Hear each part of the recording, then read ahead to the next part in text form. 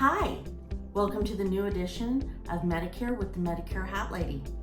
Today we're going to talk about things in the news with Medicare. We've got a new bill that was introduced to Congress today. We've got new information on cataracts and vision coverage. And frequently asked questions. This week it's Plan In and physical therapy.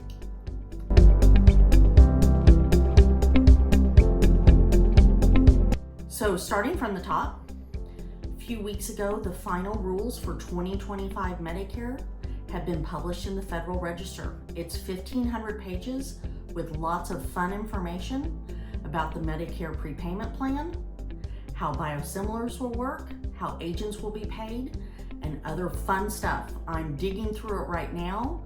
Hopefully we will have a consumer-friendly version to read in the next few weeks. But if you have any questions, feel free to email us at kghealthinsurance.com. Today, we are going to talk about vision coverage within Medicare and specifically cataracts. Original Medicare, Parts A and B, do not cover vision refraction exams or glasses and contacts. If you have chosen a Part C Medicare Advantage plan, you often do have vision coverage. If you're on a Medicare Advantage plan, I highly recommend that you go through the notes closely to determine the coverage, and as always, make sure you stay in the network. When we talk about vision coverage, we're only talking about the correction of your vision, whether you have astigmatism, you're farsighted, nearsighted, or perhaps all three. That's vision coverage or vision insurance. It's not covered under Original Medicare. It's often included in a Medicare Advantage plan.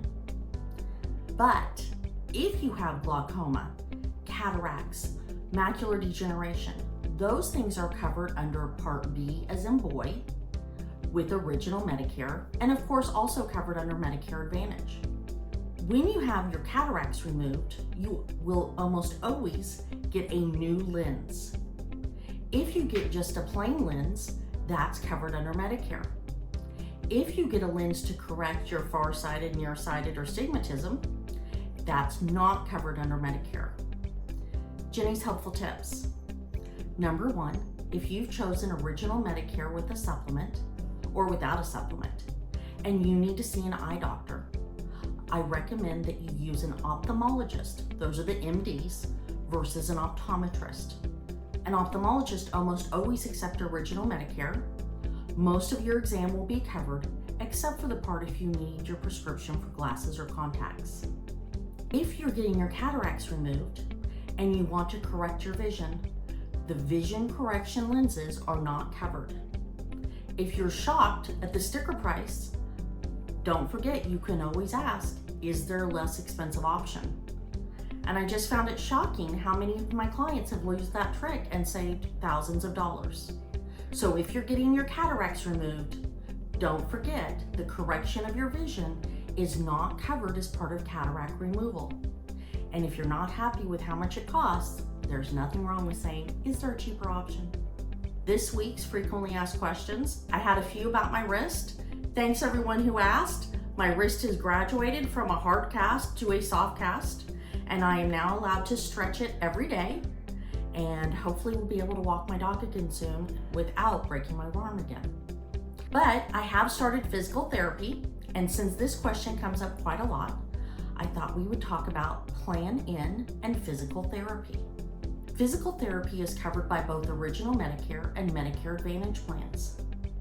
In most states, you do have to have a referral from your doctor, whether you're on Original Medicare or an Advantage plan, to see a physical therapist. That has nothing to do with Medicare. Those are state laws. You can't just call a physical therapist to make an appointment. But don't ask me why, because I don't understand that one either.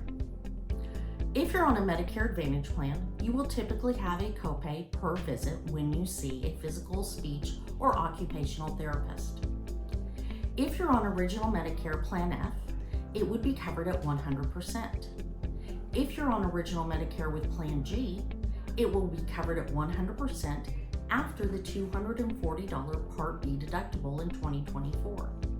If you're on Plan N, it's also covered at 100% after the $240 Part B deductible.